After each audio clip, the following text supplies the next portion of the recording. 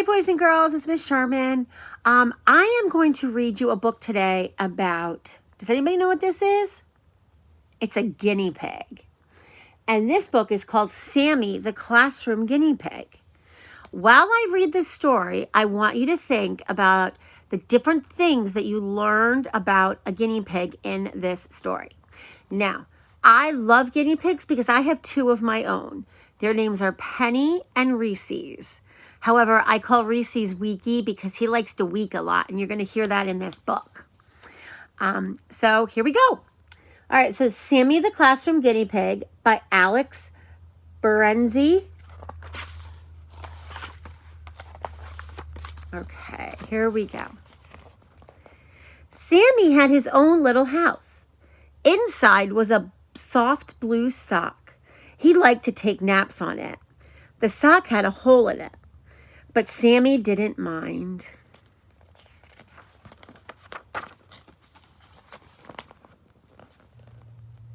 The house had two doors, one to run in and one to run out. Sometimes he ran in the outdoor and out the indoor. Sometimes he slept on top of his roof. Sammy felt safe knowing he had a place to hide. Sammy had a big cage to scamper about in. His food bowl was always full of pellets and fresh guinea pig food. He had hay to chew on, water to drink, and a round block of salt to lick. Sammy liked his home.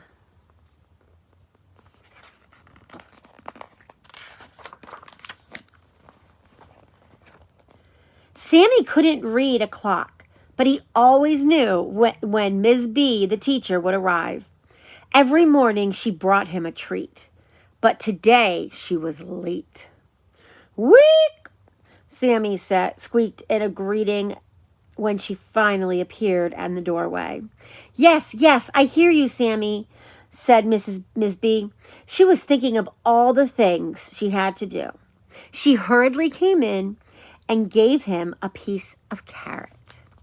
My guinea pigs love carrot. Sammy stood up on his hind legs. See, he's on his back legs. That's difficult. It's a difficult trick for guinea pigs to do. And he took the carrot. Guinea pigs have individual tastes. Sammy liked many kinds of fruits and vegetables. Ms. B's class had learned that Sammy's favorite treat of all was cantaloupe rye. It's interesting. This is very interesting because one of my guinea pigs loves only carrots. She won't eat anything else. That's Penny. Reese's likes dandelion, kale. He's eating spinach right now, but his favorite thing to eat right now are tomatoes without the seeds. When I go to feed him in the morning, he grabs that tomato right out of my hand. Like most guinea pigs, he loved freshly cut grass. In warm weather, the children would bring him a great bunch, sometimes with dandelions. They were very careful, though, not to bring him grass from the roadside, where it could be polluted by cars or other animals, or from a lawn treated with chemicals. So you have to be careful if you're going to give your guinea pigs grass or dandelion or whatever. It needs to be from grass that has not been treated with any chemicals. So ask Mommy and Daddy about that. Sammy heard the voices of the children in the hall. They burst into the classroom, all talking loudly. "Weep, weep!" cried Sammy, happily adding to the din. "Everybody settle down," cried Mrs. B. See all the boys and girls in there? Soon all the students were sitting in their seats watching Ms. B write on the blackboard. Sammy watched too. But as soon as the lesson began, Sammy felt something bothering him. It bothered him more and more and more. At last, he couldn't contain it anymore. "Week!" he shrieked at the top of his lungs. Oh, I wonder what's wrong with him. Anybody have any ideas? He sprang onto the roof of his house. "Week! Week!" he cried again. He leaped off and began kicking, running, and wood shavings were flying everywhere. Ms. B stopped writing on the blackboard. For heaven's sake, she exclaimed. What is the problem, Sammy? Wick, wick, he squealed, speeding in circles around the cage. When my guinea pig does that, I call that zoomies. Another burst of shavings fell onto the floor. All the children turned around in their seats. What's the matter, Sammy? They cried.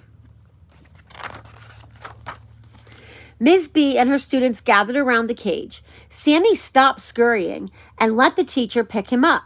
She lifted him with 2 hands, careful to support his heavy hindquarters, or his bottom, because that's where the heaviest part of a guinea pig is. Sammy found himself nose to nose with the teacher. What is the matter? She demanded. Wick! Sammy shrieked. I wonder what's wrong. Everyone loved Sammy and was worried. Is he sick? Said Robbie. When guinea pigs don't feel well, they usually sit quietly with their fur puffed up, Ms. B explained. His appetite was good. There was no wetness around his nose or his eyes, which would also tell you if he were sick. He looks fine to me, she said, mystified. Is he afraid of something? Asked Eric. If Sammy were frightened, his instincts would tell him to run into his house and be very quiet. So I don't think he's afraid, the teacher reasoned. I've taught you to talk softly and be gentle when you play with him. That way he won't be afraid of us. He will think of us as his friends. Maybe something is hurting him, Ms. B said, Lisa worried. Well, let's take a look, responded the teacher. Sammy felt himself being lowered onto a table. Ms. B lifted up each of his little ears and looked into them. He felt her fingers parting his fur to reveal his skin. He wished she would scratch him under the chin instead. He liked that. My guinea pigs love to be scratched under their chins. Do you see any red marks or bald spots? She asked the class. That would tell us if Sammy had a skin problem. Now that could make him upset. But Sammy's skin looked perfectly healthy. Because we keep his cage nice and clean, it's unlikely he would have that problem. I can't imagine why he was screaming so, the teacher confessed. Oh, I wonder what's wrong with Sammy.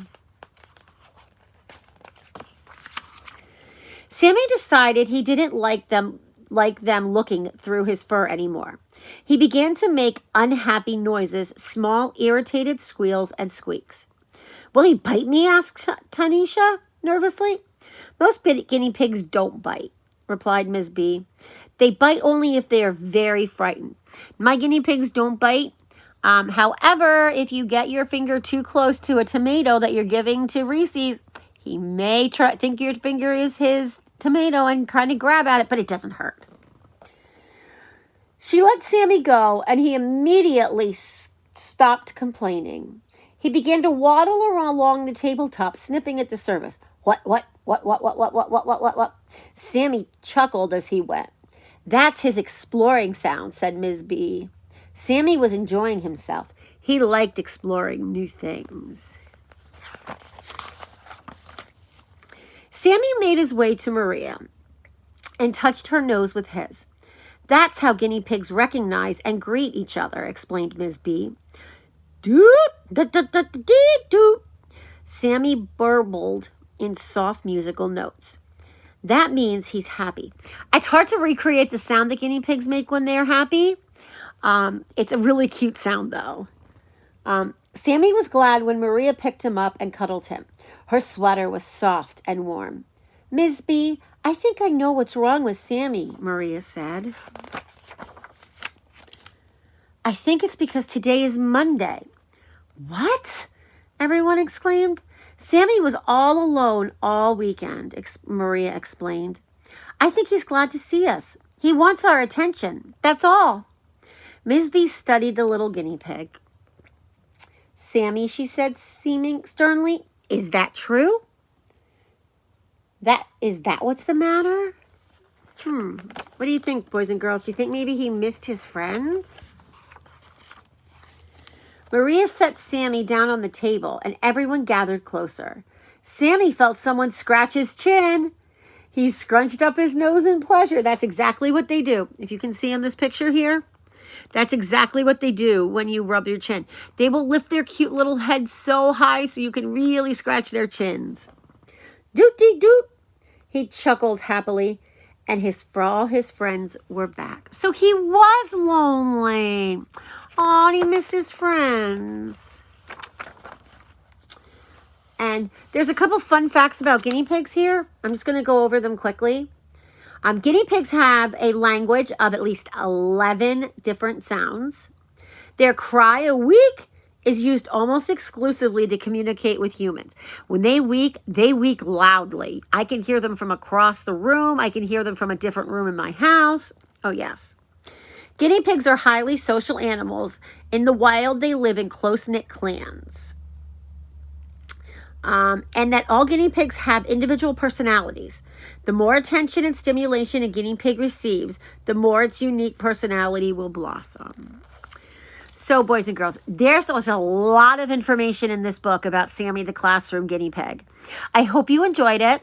Maybe if you could take a couple minutes, kindergarten, you could draw a picture of a guinea pig and maybe tell mommy, daddy, grandma, grandpa, aunt, uncle, whoever you're with, something about the book. And everybody else, you guys can write some facts you learned about guinea pigs from this story. I hope you're doing well. I hope you're staying safe and healthy.